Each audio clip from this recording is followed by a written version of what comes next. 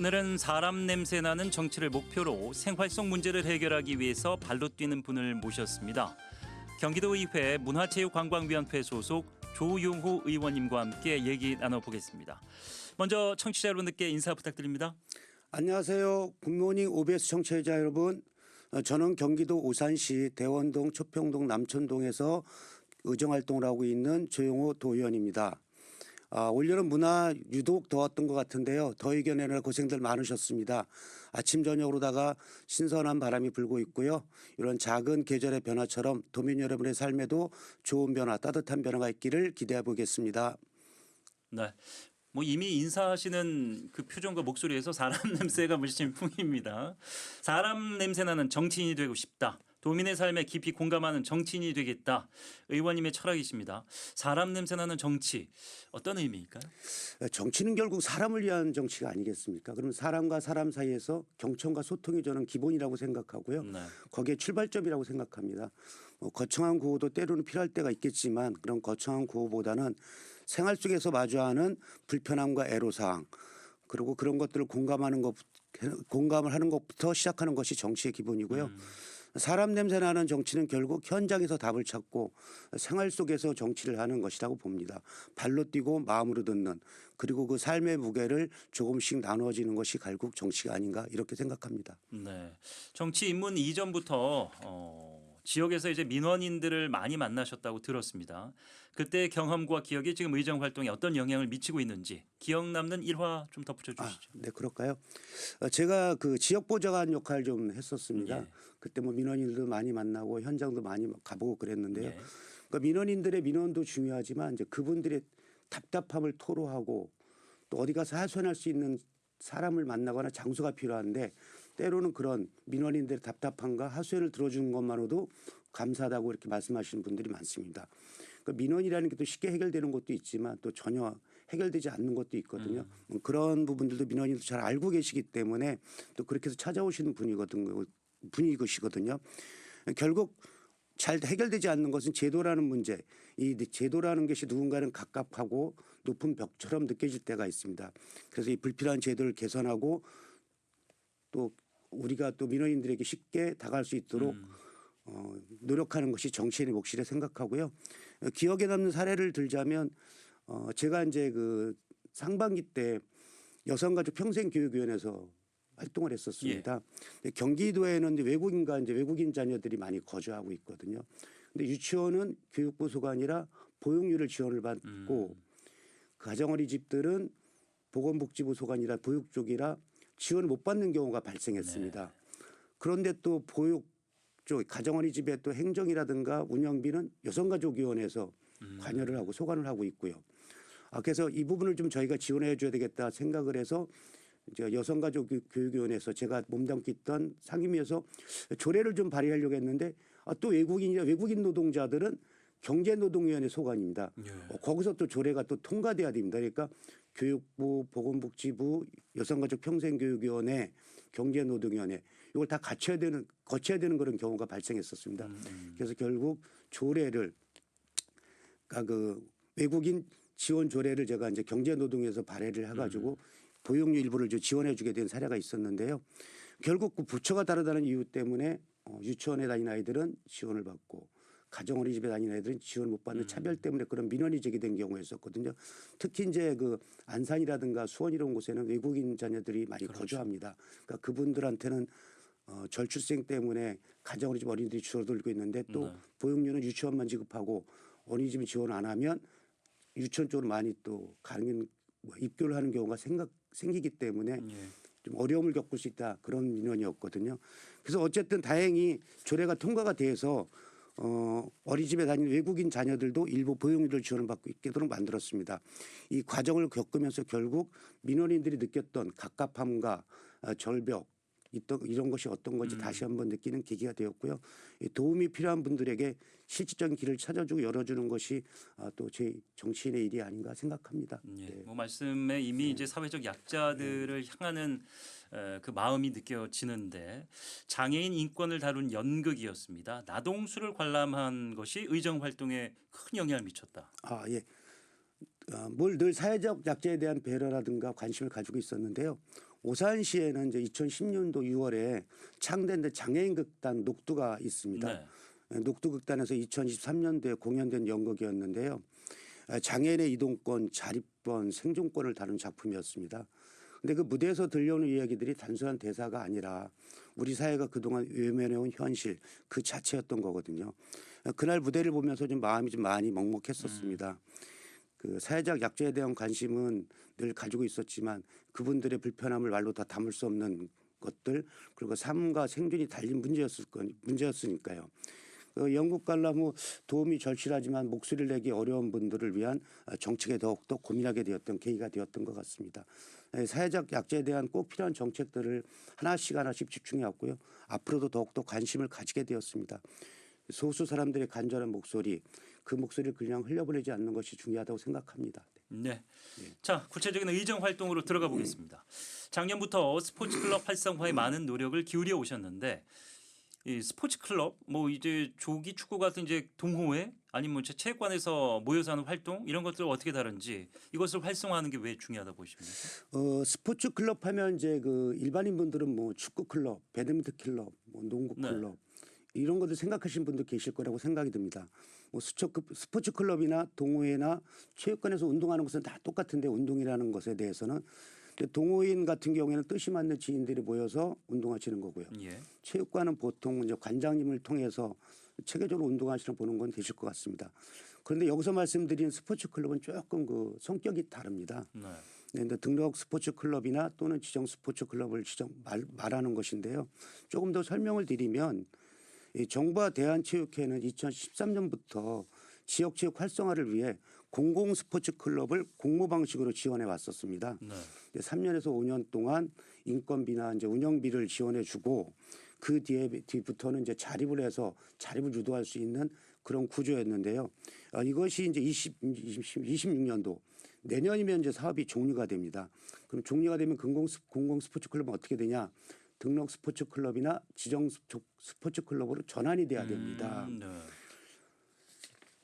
근데 등록 스포츠 클럽은 이제 자율 등록제로 지방자치단체장이 승인해 주시면 이제 간단하게 되는 거고 예. 지정 스포츠 클럽은 문화체육관광부가 이제 지정을 하는 건데요. 이제 대한체육회 권한의 위임과 위탁을 주고 있습니다. 그러니까 지정 스포츠 클럽이 조금 더 강화되고 역량의 폭이 더 넓다고 보시면 되는 거고요. 등록 스포츠 클럽은 거의 다 뭐 아까 말씀드렸던 뭐 배드민턴 클럽 동호인들이 등록 스포츠 클럽로 등록해서 할 수도 있고요. 이런 부분도 약간의 이제 조례에 따라서 지원 내용이 조금씩 달립니다. 그래서 등록 스포츠 클럽이나 지정 스포츠 클럽으로 등록을 하면 조례에 따라 뭐 운동시설이라든가 체육시설 이용료 감면을 받을 수 있고 그렇게 되는 거고요.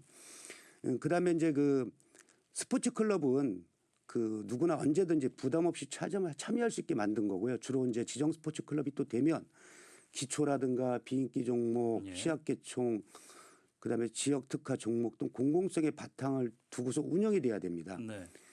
그러다 보니까 약간 그 지정 스포츠 클럽들이 약간 그 주변의 사설 체육관보다 아니면 사설 운동하는 곳보다 저렴하게 이제 그 비용을 좀 받아야 되기 때문에 네. 약간 그 운영비라든가 인건비 문제에서 애로사항이 있다고 좀 말씀을 좀 드리겠고요. 그다음에 이제 전문 지도자들이 스포츠 클럽에서는 연령이나 수준에 맞는 프로그램을 정기적으로 운영되고 있기 때문에요. 네. 어르신부터 또 가족이 부모와 가족이 같이 하고 뭐 초보자부터 선수 지망생까지 활동할 수 있고요. 또 이게 이제 단순한 운동을 넘어서 지역사회와 함께하는 건강한 스포츠 문화의 기반이라고 보시면 될 것 같습니다. 예. 특히 이제 그 스포츠 클럽에서는 재능이 발견되면 또 이 아이들을 전문성 선수로 육성할 수 있는 기회도 주어줄 수가 있거든요. 특히 또 어르신들에게는 이제 바깥으로 또 나와서 운동하시니까 고립감을 좀 줄일 수도 있고 그런 이제 장점들이 있습니다. 그래서 저는 이 스포츠 클럽이 꼭 활성화되어야 된다고 생각을 하고 있거든요.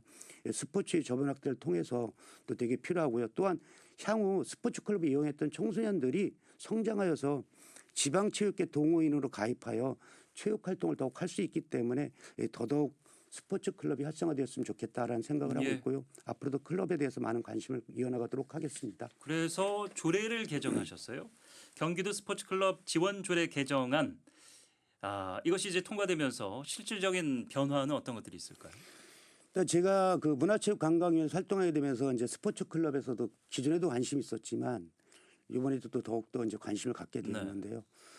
근데 제일 먼저 스포츠 클럽이 지역에서 자리 잡고 안정적으로 운영될 수 있도록 제도적 기반과 지원 방안을 마련해야 되겠다 싶어서 이제 뭐 정책 조례도 만들고 그런 활동을 해왔거든요. 예. 사실요. 조례를 만들면서 그 각 지자체마다 이제 스포츠 클럽에 대한 정책이나 또 지원에 대한 범위의 차이가 있습니다. 예. 그래서 저는 경기도처 안에 이제 통합적이고 안정적인 지원체가 필요하겠다고 느꼈기 때문에 이제 조례를 만들었거든요. 그래서 이 스포츠 클럽이 조례가 제정이 되면서 전문 체육시설 및 생활체육시설의 감면료 근거를 좀 마련했고요. 네. 제가요. 또 그다음에 지정 스포츠 클럽에서 우수한 선수들을 발굴, 육성할 수 있도록 또한 운영비의 지원과 수준별 또 종목별 스포츠 클럽의 어떤 대회 개최라든가 홍보에 필요한 비용 등을 지원할 수 있는 근거를 좀 마련했습니다. 네. 물론 이게 이제 당장 큰 재정 지원으로 이루어지는 건 아니지만 그래도 현장의 부담을 조금이나 덜 수 있지 않았을까 그렇게 생각이 듭니다. 예. 자, 올해 6월 5분 발언을 통해서 경계성 지능인에 대한 사회적 관심을 촉구하셨습니다. 관심의 목소리가 굉장히 높아지고 있더라고요. 이분들을 위한 통합 지원 기구로 경기도 경계선 지능인 평생학습 지원센터를 설치 제안하셨습니다. 어떤 점이 달라질까요? 경계선 지능인 또는 느린 학습자라고 보통 불리게 하는데요. 아마 용어가 좀 생소하거나 처음 듣는 분들도 계실 거라고 생각됩니다. 네. 그만큼 아직 우리의 사회적 인식이 좀 부족하다라고 볼 수 있겠고요. 지능 지수가 71에서 84 사이인 분들을 말하는데요. 일상생활과 사회적인 그리고 자립에 많은 어려움을 겪고 있습니다. 예. 법적으로는 장애 기준에 적용되지 않아 지원의 사각지대도 놓여 있고요. 특히 이제 경계선 지능인은 조기 발견이 되게 중요한데요. 이 조기 발견을 해서 우리가 필요한 지원을 하면 사회고성원으로 활성화할 수 있기 때문에 이게 조기 발견과 지원이 엄청 중요하다 이렇게 이제 말씀할 수도 있겠고요. 특히 이제 그 경계선 지능에 대한 사회적 인식이 많이 부족하기 때문에 표면적으로 드러나길 원치 않는 경우가 또 많으세요. 정확한 실태 조사도 사실은 어렵고 다만 추정하기로는 인구의 한 7에서 14% 정도가 경계선 지능일 것이라고 추정하고 있고요. 그러면 경기도에는 약 95만 명에서 191만 명에 이릅니다. 예. 그러면 이건 적은 숫자가 아니거든요. 그렇네요. 쉽게 말하면 10분 중에 한 명은 이 경계선 지능이라는 것이죠. 예. 이게 바로 우리 가족, 친구, 이웃일 수도 있기 때문에 우리 사회의 일원인 것이죠. 시군별로 다 그런 이제 개별적으로 사업들이 진행되고 있지만 이를 통합적으로 통과할 컨트롤 타워가 필요하기 때문에 제가 평생교육지원센터가 꼭 필요하다. 그래서 그 경계선 지능인의 진단부터 자리까지 아우를 수 있는 생애 주기를 아우를 수 있는 네. 지원센터의 어떤 그 중요성을 좀 강조했고요. 이게 단순히 교육을 제공하는 공간이 아니라 인생의 방향을 함께 설계해주는 든든한 동반자가 될 것이라고 믿고 있습니다. 예. 자, 지금 여러분들은 굿모닝 OBS 의정 포커스 경기도의회 문화체육관광위원회 소속 조용호 더불어민주당 의원과 함께 사람 냄새 나는 정치 경기도의회 의정 활동 알아보고 있습니다. 계속해서 이제 사회적 약자들에 대한 배려 정책들을 제가 이어오고 계신 것 같은데 전국 최초의 조례가 또 있습니다. 장애인 스포츠 등급 분류 심사 지원 조례 무엇인지 소개를 해주시죠. 이 부분도 아마 좀 생소하게 네. 듣는 분들이 되게 많으실 거예요. 이 스포츠 등급 분류가 뭔지. 그런데 이게 장애인 선수가 국내 대회나 이제 해외 대회, 국외 대회를 출전하기 위해서는 꼭 거치는 과정입니다. 물론 이제 일부 종목은 장애인 등록 시 받는 거 장애 등급으로 가름을 하기도 하지만 예. 또 장애 유형은 정도는 사람마다 다르기 때문에 선수 개인의 장애인 특성을 기준으로 어떤 종목이 어떤 방식으로 출전할 수 있는지 공정하게 판단하기 위해서 스포츠 등급 분류 심사를 하게 돼 있는 겁니다. 예를 들어서 뭐 시각장애라든가 지체장애, 지적장애 등 장애 유형에 따라 심사 항목과 기준이 다르고요. 이 결과에 따라서 선수의 경기 등급을 정해주고 이걸 분류하는 것이 스포츠 등급 분류라고 보시면 되겠습니다. 네. 이 지원이 왜 필요할지 뭐 이제 어려움을 겪고 계신 분들은 뼈저리 느끼겠지만 일반인들은 잘 모를 수도 있거든요. 그렇죠. 예. 장애인 스포츠에서 스포츠 등급 분류는 꼭 필요한 절차지만 절차도 복잡하고 또 비용도 만만치가 않습니다. 예. 스포츠 등급 심사는 등급 분류사에 의해서 이루어지고 있는데요. 대개 의사 선생님들이 등급 분류사로 활동하고 계십니다. 하지만 지역마다 그 등급 분류사들이 고르게 이렇게 활동하고 있지 않고요. 또 스포츠 등급 분류를 받기 위해서는 경기도에서 어떤 때는 먼데 경상도까지 이동해야 되는 경우가 있습니다. 그래서 이게 되게 중요한 거고요. 그래서 저는 이제 스포츠 등급을 분류를 받을 때 경기도는 경기도에서 좀 가능하면 받았으면 좋겠다라는 의미 때문에 여기에 대해서 관심을 많이 갖게 되었고요. 네. 또 스포츠 등급불로사 자체 인원도 많지 않지만 일정 기간에 대해서는 받을 수 있기 때문에 어떤 일정 시기에 많이 인원이 몰린다고 볼 수가 있습니다. 예. 그래서 이게 멀리까지 가게 돼서 받는 경우가 있고요. 또 이게 종목에 따라서 1회 심사로 끝나지 않고 2, 3차례 반복 심사가 필요하기도 때문입니다. 이게 특히 이제 시각장애인 경우에는 100만 원을 넘는 심사 비용이 발생하는 경우가 있습니다. 예. 이런 상황 결국 장애인의 경제적 여건에 따라서 선수들에게 출전 자체를 포기하는 이렇게 경우를 만드는 경우도 발생하게 되거든요. 그래서 스포츠 등급 분리에 대한 제도적 재정적 지원이 반드시 필요하다고 판단했고 조례 제정을 통해서 실질적인 해결책을 좀 마련하고자 했던 것입니다. 예. 예. 자, 뭐 이제 시간이 한 3분여 남겨두고 있는 상황에서 지역민들이 이제 반가워하실 것 같아요. 목소리 들으면서 짧게 지역구 현안들 살펴보죠. 먼저 세교 3지구가 신규 택지로 지정이 됐습니다. 주민들의 목소리 어떤 것들이 있습니까? 기대도 있고요. 아니면 또 불안과 또 불만족도 네. 있습니다. 이 세교 3지구는 2009년에 지정되었다가 2011년도에 한번 그 지구 지정이 취소되었거든요. 예. 그러다 23년도에 다시 지정되었습니다. 그러니까 그동안에 이제 지정 퇴소 전에 그 재산권 행사를 못했던 분들이 계속 불만이 쌓였다가 다시 또 지정이 되면서 또 불만이 쌓이게 되고요.